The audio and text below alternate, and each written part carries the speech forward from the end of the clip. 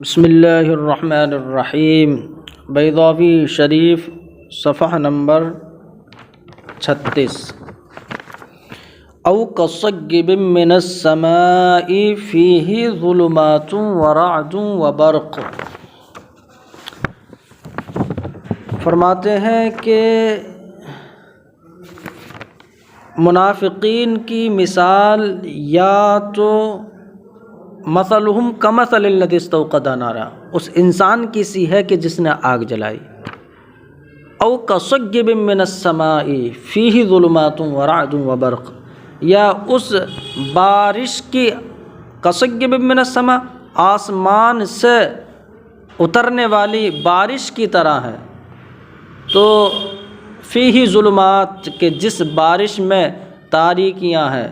گرج ہے، وبرق اور بجلی ہے۔ تو فرماتے ہیں کہ صیب سے پہلے یہاں ذو حذف ہے، یعنی ذوی صیبن، اصل عبارت ہے کما ثلی ذوی صیبن، تو اب یہاں پر یہ صیبن سے پہلے ذوی نکالنے کی کیوں ضرورت پیش آئی؟ تو فرماتے ہیں کہ اس کی دلیل یہ ہے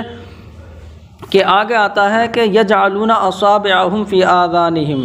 کہ وہ اپنے کانوں میں اپنی انگلیوں کو ٹھوستے ہیں۔ تو کون ٹھوستے ہیں؟ تو اب اس کا مرجع ذوی صیبن ہو جائے گا، یعنی بارش والے۔ تو آگے کا مرجع درست کرنے کے لیے فرمایا کہ ذوی مضاف یہاں حذف ہے۔ فرماتے ہیں او کصیب من السماء عطف علی الذی استوقد، تو یہ جملہ عطف ہے الذی استوقد کے قصے پر، یعنی الذی استوقد پر عطف ہے، یعنی اصل عبارت بنے گی اور ذوی محذوف ہے، اصل عبارت بنے گی کمثل ذوی صیب، کہ منافقین کی مثال وہ بارش والوں کی طرح ہے۔ تو اب یہ ذوی کہاں سے نکالنے تو ہے؟ لقولہ تعالی یجعلون اصابعہم، اللہ رب العزت کے فرمان یجعلون اصابعہم کی وجہ سے، کہ وہاں پر یجعلون کا مرجع جو ہے ذوی صیبن بنے گا۔ او فی الاصل للتساوی فی الشک، یہاں سے او کے حقیقی اور مجازی معنی بیان فرماتے ہیں کہ آیت میں او کہتے ہیں کہ او حقیقت میں تو تساوی فی الشک کے لیے آتا ہے، جیسے میں کہوں کہ جاءنی زید او عمر، کہ میرے پاس یا تو زید آیا ہے یا عمر آیا ہے، یعنی مجھے جزم اور یقین نہیں ہے کہ آیا ان میں سے کون ہے، ہاں اتنا پتہ ہے کہ دونوں میں سے ایک ضرور آیا۔ تو یہاں شک میں دونوں برابر ہیں کہ ہو سکتا زید بھی آیا ہو سکتا عمر بھی آیا ہو۔ تو اب او جو ہے وہ حقیقت میں تساوی فی الشک کے لیے آتا ہے۔ تو اس اعتبار سے تو او کا جو استعمال ہے صرف جملے خبریہ کے ساتھ ہوگا، کیونکہ یہاں شک ہے نا، تو تساوی فی الشک کے لیے او کا استعمال حقیقی ہے، تو شک تو وہ خبر ہی کے ساتھ خاص ہے، انشائی جو جملے ہوتے ہیں اس میں شک نہیں ہوتا۔ تو پتہ چلا کہ او جو کا جو حقیقی معنی ہے کہ تساوی فی الشک کے لیے آتا ہے، تو یہ اخبار کے ساتھ خاص ہوگا۔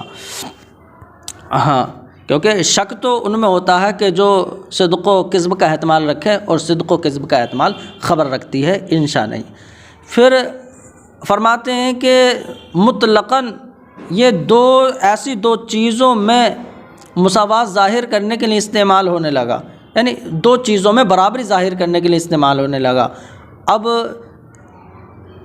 یعنی مطلب یہ ہوگا کہ دونوں کو آپ چاہیں تو اختیار کر لیں یا ان میں سے کسی ایک کو اختیار کر لیں، دونوں برابر ہیں، مطلب بغیر کسی شک کے۔ تو جو شک کا جو معنی ہے وہ اس سے خالی کر لیا گیا، اور مطلقاً تساوی، دو چیزوں کے درمیان مطلقاً تساوی کے لیے مجازاً یہ استعمال کر لیا گیا۔ تو اب تو اس معنی کے اعتبار سے یہ انشاء میں بھی ہو جائے گا،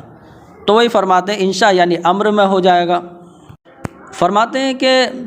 او فی الاصل للتساوی فی الشک، او وہ اپنے حقیقی اور اصلی معنی میں تساوی فی الشک کے لیے ہے۔ ثم اتسع فیہا، پھر اس میں اور وسعت دی گئی، تو او کے معنی میں اور توسیع کی گئی، فاطلقت للتساوی من غیر شک، اور اس کا اطلاق کیا گیا مطلقاً تساوی کے لیے بغیر کسی شک کے، مطلب دو چیزوں میں برابری کے لیے۔ اب جب یہ معنی ہے مجازی تو اب تو یہ انشاء میں بھی استعمال ہو جائے گا، کیونکہ شک نہ رہا نا، تو بغیر شک کے مطلقاً تساوی کے لیے استعمال ہو تو اب انشاء میں بھی ہو جائے گا۔ جیسے کہ امر کی مثال دیں، جالس الحسن او ابن سیرین، یعنی اس کا مطلب یہ ہے کہ حسن بصری کی صحبت میں بیٹھ جاؤ یا ابن سیرین کی، تو یا تو ایک کی صحبت میں بیٹھ جاؤ یا دونوں کی صحبت میں بیٹھ جاؤ، تو اب یہ جو ہے برابر ہے۔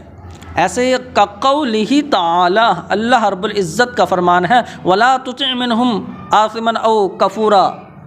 کہ ان میں سے بدکار یا ناشکرے کسی کی بھی پیروی نہ کر، ولا تطع منہم، ان میں سے کسی بھی گنہگار یا ناشکرے کی پیروی نہ کرو۔ تو اب یہاں وجوب معصیت میں دونوں برابر ہیں، یعنی مطلب یہ ہے کہ معصیت تو دونوں کی واجب ہے، تو اب اس وجہ سے دونوں کی معصیت واجب ہے، تو وجوب معصیت کے میں دونوں برابر ہیں۔ لیکن یہ بات سمجھ میں نہیں آئی کہ جالسن حسنہ و ابن سیرینہ میں، یعنی مطلب یہ ہوگا کہ حسن مجالست میں دونوں برابر ہیں کہ دونوں کے پاس بیٹھ جاؤ یا ایک کے پاس بیٹھ جاؤ، وہ تو چلو سمجھ میں آتا ہے۔ ولا تطع منہم میں تو اطاعت نہ کرنے کا حکم ہے نا، کہ اطاعت نہ کرو، یہاں وجوب عصیان کہاں سے آ گیا؟ تو اب یہ ہم حاشیہ نمبر 1 میں دیکھتے ہیں کہ تفسیر النہی عن الطاعت، تو ہم اطاعت سے نہیں کی گئی ہے نا، لا تطع، اطاعت نہ کر، تو اطاعت سے نہیں کی تفسیر وجوب عصیان سے اس بنیاد پر کی ہے کہ نہیں عن الطاعت ہوتی ہی اس کی ہے کہ جس کے لیے عصیان کا حکم ہوتا ہے، تو جس کے لیے عصیان کا حکم ہوتا ہے تو اسے اس کی اطاعت سے روکا جاتا ہے، یعنی کہ طاعت سے نہیں، اطاعت سے روکنے کا مطلب یہی ہوتا ہے کہ اس کو عصیان کا امر ہے کہ اس کی نافرمانی کرو، یعنی اطاعت نہ کرو، اطاعت نہ کرنے کے لیے عصیان کا حکم ہے کہ اس کی نافرمانی کرو۔ تو کأنہ قیل، تو گویا کہا گیا ولا تطع منہم، ان میں سے کسی کی اطاعت نہ کر، مطلب اعص ھذا، اس کی نافرمانی کر یا اس کی نافرمانی کر، تو اب نافرمانی میں دونوں برابر ہیں، تو اب نافرمانی کا واجب ہونے میں دونوں برابر ہیں، یہ اس سے نکلا۔ فرماتے ہیں کہ فَإِنَّهَا تُفِيدُ التَّسَاوِيَ فِي حُسْنِ الْمُجَالَسَةِ، تو بے شک پہلا والا جملہ وہ حسن مجالست میں برابری کا فائدہ کر رہا ہے کہ حسن بصری یا ابن سیرین دونوں کے پاس بیٹھ جاؤ یا ایک کے پاس بیٹھ جاؤ، برابر ہے۔ وَوُجُوبِ الْعِصْيَانِ، اور دوسرا والا جملہ وہ عصیان کے واجب ہونے کا فائدہ کر رہا ہے کہ نافرمانی واجب ہے، نہیں لا تطع، اس سے جو ہے عصیان نکلا، تو یا تو دونوں کی نافرمانی کر یا ایک کی۔ وَمِن ذَلِكَ قَوْلُهُ، تو بتا رہے اور تساوی، اسی جو مجازی معنی ہے مطلقاً تساوی، تو وَمِن ذَلِكَ، اور اسی تساوی کی وجہ سے، اسی تساوی کی سے اللہ کا فرمان ہے او کصیبن، یعنی کہ ومعناہ، اور اس کا معنی کیا ہوگا، ان قصۃ المنافقین مشبہۃ بہاتین القصتین، کہ منافقین کا جو قصہ ہے تو ان دونوں منافقین کا حال اور ان کا قصہ وہ ان دونوں قصوں کے مشابہ ہے۔ کون سے دونوں قصے؟ یعنی مستوقدین کا اور یہی بارش والوں کا، تو ان دونوں قصوں کے مشابہ ہے۔ وَإِنَّهُمَا سَوَاءٌ فِي صِحَّةِ التَّشْبِيهِ بِهِمَا، اور دونوں برابر ہے اس بات میں کہ دونوں سے تشبیہ دینا صحیح ہے۔ وَأَنْتَ مُخَيَّرٌ فِي التَّمْثِيلِ بِهِمَا أَوْ بِأَيِّهِمَا شِئْتَ، اور آپ کو اختیار ہے کہ دونوں سے تشبیہ دیں یا ان میں سے جس سے چاہیں اس سے تشبیہ دیں۔ فرماتے ہیں کہ صیب، اس کی اصل یہ فعل کے وزن پر ہے، صیوبن تھا، صیویدن کی طرح، تو صیویدن میں تعلیل ہو کر وہ سید ہو گیا، تو سید کے قاعدے سے یہ صیوبن تھا کہ صابہ یصوب سے آتا فعل کے وزن پر، تو واو کو یا میں بدل کر سید کے قاعدے سے صیب کر دیا۔ وہی فرماتے ہیں وَالصَّيِّب فَعِل کہ صیب یہ فعل کے وزن پر ہے، من الصوب، اور صابہ یصوب سے یہ مشتق ہے کہ جس کا معنی ہے تھا هو النزول، اترنا۔ فرماتے ہیں کہ صیب کا جو استعمال ہے وہ بارش اور بادل کے لیے بھی ہوتا ہے، لیکن یہ استعمال مخفی ہے، اس لیے شاعر کا ایک شعر جو ہے وہ دلیل کے طور پر پیش کرتے ہیں۔ فرماتے ہیں وَيُقَالُ لِلْمَطَرِ وَلِلسَّحَابِ کہ صیب یہ مطر اور سحاب یعنی بادل کے لیے بھی بولا جاتا ہے۔ قال الشماخ، شماخ نے کہا وَأَصْحَمُ دَانٍ صَادِقِ الْوَعْدِ صَيِّبِ، تو اب حاشیہ نمبر 3 میں ہم دیکھتے ہیں کہ اس کا اولہ یعنی اس کا پہلا مصرع کیا ہے؟ اس کا پہلا مصرع ہے عفا آیہ نسج الجنوبی مع الصبا واصحم دان صادق الوعد صیبی، یعنی عفا آیہ، آیا تو آئے یہ آیتن کی جمع ہے، جیسے تمرن کی جمع وہ تمرتن کی جمع تمرن آتی ہے، تمرتن یعنی آیتن، تو آیتن کی جمع آیون آتی ہے، تو عفا آیہ، آیہ میں ہو ضمیر ہے محبوب کے گھر کی۔ اب شاعر کہتا ہے کہ عفا آیہ نسج الجنوبی مع الصبا کہ گھر کے محبوب کے گھر کے نشانات، آیہ ہو ضمیر محبوب کا گھر، محبوب کے گھر کی نشانیوں کو مٹا دیا۔ کس نے مٹا دیا؟ فاعل کون ہے؟ نسج الجنوبی مع الصبا، دکنی ہوا اور جو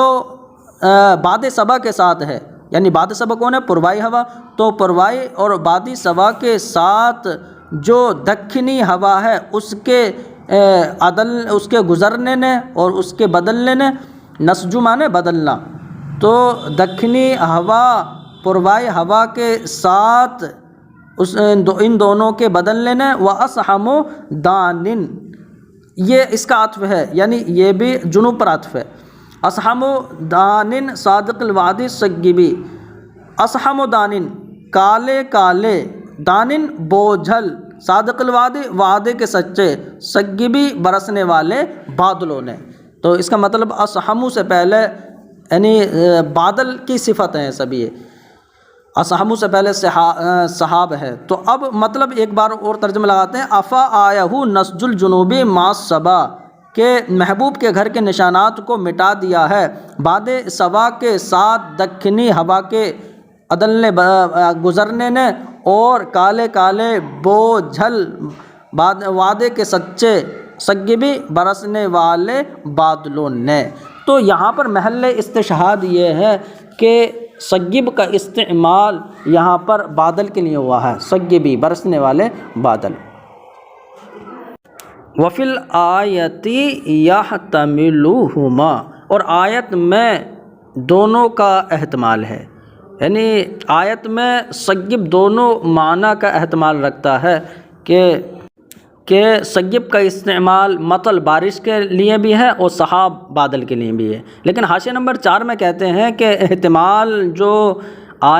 صیب جو ہے دونوں معنوں کا احتمال رکھتا ہے، یہ احتمال رکھنا کسی ایک کی ترجیح کے منافی نہیں ہے، مطلب ایک کی ترجیح ہو سکتی ہے، احتمال دونوں رکھتا ہے، اور بتا رہے مصنف نے وطن کی روح سے اس بات کی طرف اشارہ کر دیا ہے کہ متن کے معنی میں ہونا راجح ہے، کیونکہ انہوں نے آگے کہا وطن کی روح، یعنی صیب کا نکرہ ہونا، تو یہ نکرہ ہونا تو اس میں جو تنوین ہے یہ تنکیر کے لیے ہے، یعنی صیب سے مراد ایک خاص قسم کی بارش وہ کون سی ہے؟ یعنی کہ تیز بارش مراد ہے۔ فرماتے ہیں وطن کی روح، تو اس سے تو انہوں نے بارش مراد لے لیا نا، ایک معنی کو ترجیح دے دی، خیر احتمال ایک کی ترجیح کے منافی نہیں ہے، ہو سکتی ہے ترجیح۔ وطن کی روح اور صیب کا نکرہ ہونا یا نکرہ لانا لِأَنَّهُ أُرِيدَ بِهِ نَوْعٌ مِّنَ الْمَطَرِ، اس لیے ہے کہ اس سے مراد لی گئی ہے بارش کی ایک نوع۔ وہ کون سی ہے؟ تو بدل ہے شدید، یعنی بارش کی ایک نوع،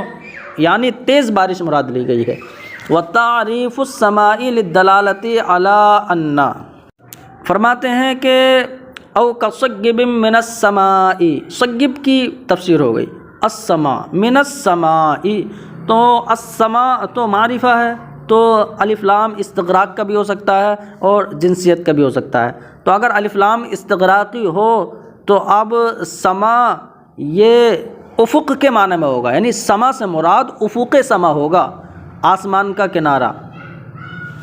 تو سما کو معرفہ لا کر یہ بتانا ہے کہ او کصیب من السماء، کہ جو بدلی ہے اس بدلی نے آسمان کے ہر افق اور ہر ٹکڑے کو گھیر لیا ہے۔ تو آسمان کے ہر ٹکڑے اور ہر افق کو گھیر لیا ہے یہ بتانا ہے، کیونکہ اس میں ہر کو گھیر لیا تبھی تو استغراق کا معنی آ جائے گا۔ اور بتانے اگر سما سے السما میں الف لام اگر جنسیت کا ہو تو اب اس صورت میں بتائیں گے کہ سما سے مراد بادل ہوگا، یعنی اگر الف لام استغراق کا ہو تو سما سے مراد افق سما ہوگا کہ آسمان کا ٹکڑا اور اس کا کنارہ، اور اگر السما میں الف لام جنسیت کا ہو تو سما سے مراد سحاب بادل ہوگا۔ فرماتے ہیں تعریف السماء، تو نیچے دے بھی رہے ہیں کہ سما سے مراد افق ہے، تعریف استغراق کے لیے ہے کہ سما کا معرفہ ہونا للدلالت علی، اس بات پر دلالت کرنے کے لیے ہے کہ ان الغمام مطبق، کہ بدلی چھائی ہوئی ہے، الغمام مطبق، بدلی جو ہے وہ چھائی ہوئی ہے، جو بادل ہوتا ہے وہ پورے آسمان پر چھایا ہوا ہے، آخذ بآفاق السماء، اور آسمان کے تمام اطراف کو گھیرے ہوئے ہے، فإن كل افق منها يسمى سماء، اس لیے کہ آسمان کے ہر کنارے کو، ہر افق کو سما کہا جاتا ہے۔ کما ان کل طبقۃ منها سماء، جیسا کہ آسمان کے ہر طبقے کو سما کہا جاتا ہے، یعنی تو آسمان کے ہر کنارے کو سما کہا جاتا ہے، جس طریقے سے آسمان کے ہر طبقے کو سما کہا جاتا ہے۔ لیکن حاشیہ نمبر 5 میں ہم دیکھتے ہیں تو یہ ایک اعتراض کا جواب ہے، یعنی سما کا معرفہ لانا یہاں سے جو عبارت ہے۔ حاشیہ نمبر 5 میں کیا ہے کہ مصنف نے بیان کیا کہ تعریف السماء علی وجہن، یعنی سما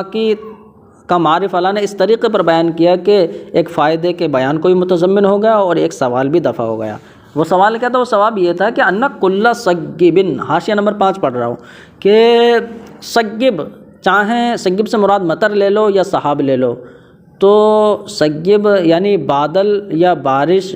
وہ ہے تو آسمان ہی سے، آسمان ہی سے یہ دونوں اٹھتے ہیں، تو من السماء کہنے کی کوئی ضرورت نہیں ہے، فلا حاجت لذکر، تو سما کے ذکر کی کوئی ضرورت نہیں ہے۔ تو فرما دیا نہیں، سما یہاں آسمان کے معنی میں نہیں ہے، افق کے معنی میں ہے، یعنی آسمان کا کنارہ، اور اس کا معرفہ لانا استغراق کے لیے ہے۔ تو اب اس سے فائدہ حاصل ہو گیا کہ جو بدلی ہے وہ چہار جانب سے آسمان کو گھیرے ہوئے ہے، تو اعتراض کا دفع بھی ہو گیا۔ تو فرما دیا سما کا معنی افق ہے، لیکن سما کا معنی افق یعنی آسمان کا کنارہ مراد ہے، اس پر استدلال کر رہے ہیں ایک مصرع سے، ایک شعر سے کر رہے ہیں۔ تو پورا یہاں پر جو شعر ہے وَمِن بُعْدِ أَرْضٍ بَيْنَنَا وَسَمَاءٌ، اس سے کہ یہاں سماء کا معنی نا وہ افق کے معنی میں ہے، ٹکڑے کے معنی میں۔ تو اصل میں پورا جو شعر ہے نا تو وہ حاشیہ نمبر 6 میں ہے۔ 6 میں کیا ہے کہ اوہے لِذِكْرَاهَا اِذَا مَا ذَكَرْتُهَا، یہ پہلا ہو گیا وَمِن بُعْدِ أَرْضٍ بَيْنَنَا وَالسَّمَاءُ، تو یہاں پر اوہی جو ہے یہ اسم فعل ہے، اتوجع کے معنی میں ہے کہ مجھے حسرت ہوتی ہے، اتوجع مجھے تکلیف اور حسرت ہوتی ہے۔ تو اب ہم شعر کا ترجمہ کرتے ہیں، اوہی کا مطلب اتوجع مجھے تکلیف اور حسرت ہوتی ہے، لِذِكْرَاهَا محبوبہ کی یاد کی وجہ سے، کب؟ اذا ما ذکرتها، جب میں اسے یاد کرتا ہوں۔ تو تکلیف ہوتی ہے۔ اور پھر اگر والا مصرع کیا، وَمِن بُعْدِ أَرْضٍ بَيْنَنَا وَالسَّمَاءٌ، اور یعنی حسرت ہوتی ہے، تکلیف ہوتی ہے محبوبہ کی یاد کی وجہ سے جب میں اسے یاد کرتا ہوں، بیننا، اور ہمارے درمیان یعنی میرے اور محبوبہ کے درمیان، ارض اور سما، تو محبوبہ اور یعنی میرے اور محبوبہ کے درمیان زمین اور آسمان کے ٹکڑے کی دوری کی وجہ سے مجھے تکلیف ہوتی ہے۔ تو دو چیزوں کی وجہ سے تکلیف ہوتی ہے، تو اس کی یاد کی وجہ سے، اور میرے اور اس کے درمیان قطع ارض اور قطع سما کی دوری ہو جانے کی وجہ سے، یعنی اتنی لمبی دوری ہے، تو اتنی دوری ہے جتنی دوری قطع ارض اور قطع سما کے درمیان ہے، تو اب اتنی مسافت دونوں کے درمیان ہے، تو اب تکلیف ہوتی ہے۔ آگے فرماتے ہیں کہ سگب من السماء، تو السماء میں الف لام سے استغراقی معنی حاصل ہو گیا، یعنی اس کا الف لام استغراق کے لیے ہے۔ تو اب فرماتے ہیں اس سما سے پہلا جو سگب ہے، اس سگب میں مبالغہ ہے۔ فرماتے ہیں امدہ بہی ما فی سگبن، امدہ بہی، امدہ نیچے دینا قویہ کے معنی میں، بہی میں ہا ضمیر کے سما، تو امدہ بہی، تو سما کے معرفہ ذکر کرنے سے امدہ تقویت ہو گئی اور مضبوطی آ گئی، ما یعنی تقویت دے دی گئی، ما کا بیان من المبالغہ، اس مبالغے کو مضبوطی دے دی گئی کہ جو مبالغہ فی سگبن، سگب میں ہے، تو سگب میں جو مبالغہ ہے اس مبالغے کو تقویت دے دی گئی سما کے معرفہ ذکر کرنے سے۔ تو یہ تو ٹھیک ہے، چلو السما کو معرفہ ذکر کر دیں، لیکن سگب میں جو مبالغہ ہے، کون سا مبالغہ ہے؟ تو من جہت الاصلی، اصل کی وجہ سے اور بنا کی وجہ سے اور تنکین کی وجہ سے، یہ تین مبالغے ہیں۔ حاشیہ نمبر 7 میں دے رہے ہیں کہ قویہ اکدہ، تو سما کا معرفہ لانا یہ مبالغے کا فائدہ کر رہا، کیونکہ تمام اطراف اس سے مراد ہے کہ آسمان کے تمام طرف کو لیا، وسگب یفید مبالغتاً، اور سگب بھی مبالغے کا فائدہ کر رہا ہے بے اصلی ہی، اپنے اصل کی وجہ سے، یعنی اپنے مادی حروف کی وجہ سے، کہ اس میں 3 حروف ہیں، کون کون سے؟ کہ ایک تو صاد ہے، یہ مستعلیہ، یا جو ہے مشددہ ہے، اور با شدیدہ ہے۔ تو اب ان تینوں میں دیکھتے ہیں کہ صاد صفت استعلا ہے، یا اس کے صفت مشددہ ہے، اور یا یہ شدیدہ ہے، تو اب یہ تینوں میں بارش کی تیزی سے اترنے پر تینوں دلالت کر رہے ہیں۔ تو ایک تو یہ، اس اوپر سے اس کا جو وزن ہے، فرماتے ہیں وہ حاشیے میں وہ بنائہی، اور اپنی وزن کی وجہ سے بھی مبالغہ پیدا کر رہا ہے، اس لیے کہ وزن فعل کا وزن ہے، تو فعل یہ صفت مشبہ کا صیغہ ہے، صفت مشبہ وہ دوام و استمرار پر دلالت کرتا ہے، تو بارش کی کثر ثابت ہوئی یہاں پر۔ اور حاشیے میں آگے دیتے ہیں وہ بھی تنکیری ہی، اور اس کے نکرہ ہونے کی وجہ سے بھی سگب مبالغہ پیدا کر رہا ہے۔ کیسے؟ کیونکہ نکرہ ہونا، تو تنکیر جو ہے یہاں تعظیم کے لیے ہے، یعنی کہ جو بارش ہوگی وہ بہت ہولناک ہوگی، بہت سخت ہوگی، تو اب ان 3 وجوہ سے سگب میں مبالغہ ہو گیا بتا رہے، اور مبالغہ تو ہے لیکن سگب من السما جو کسر رہ گئی تو وہ لام استغراق نے السما پر آ کر پوری کر دی، تو پتہ چل گیا کہ السما نے یعنی السما کے معرفہ ذکر کرنے سے تقویت دے دی گئی اس مبالغے کو کہ جو مبالغہ سگب میں حاصل ہوا 3 وجوہ سے۔ کیسے؟ اصل کی وجہ سے، اصل کا مطلب مادی حروف کی وجہ سے، والبنائی اور وزن کی وجہ سے کہ صیغہ صفت کا وزن ہے جو دوام استمرار پر دلالت کرتا ہے، وہ تنکیری اور تنکیر کی وجہ سے کہ اس میں عظمت کا معنی پیدا ہوا کہ بہت ہولناکی ہے۔ ہاں فرماتے ہیں کہ السما سے مراد کچھ لوگوں نے کہا سحاب ہے۔ کیسے؟ کہ سما کو سمون سے مشتق مان لیا، اور سمون کا معنی وہی تو بلندی آتا ہے، تو جو چیز اپنے سے بلند، تو ہر وہ چیز جو اپنے سے بلند اور ہو تو وہ سما کہلائی جاتی ہے، تو اس کا مطلب جو بادل ہوتا ہے تو وہ بھی اوپر ہوتا ہے، تو سحاب پر سما کا اطلاق جو ہے اس اعتبار سے ہے۔ تو اب جو الف لام ہوگا وہ جنسیت کے لیے ہوگا، جو اس میں ماہیت کے لیے کہہ رہے ہیں، یعنی جنسیت کے لیے ہوگا، تو اب مطلب یہ ہے کہ سحاب کی حقیقت کو بیان کرنا ہے۔ ہاں، تو اس صورت میں فرماتے ہیں سیب سے مراد مطر یا بارش ہوگی۔ وقیل المراد بالسماء السحاب، اور کہا گیا ہے کہ سما سے مراد جو ہے بادل ہے۔ فاللام لتعریف الماہیت، تو اب السما کے اندر الف لام وہ ماہیت کی تعریف کے لیے ہوگا، یعنی جنسیت کے لیے ہوگا۔ اور نیچے حاشیے میں دینا سیب سے مراد پھر مطر ہوگا، یعنی اب او کصیب من السماء، یا منافقین کا حال وہ اس بارش کی طرح ہے کہ جو بارش من السماء بادل سے اتری۔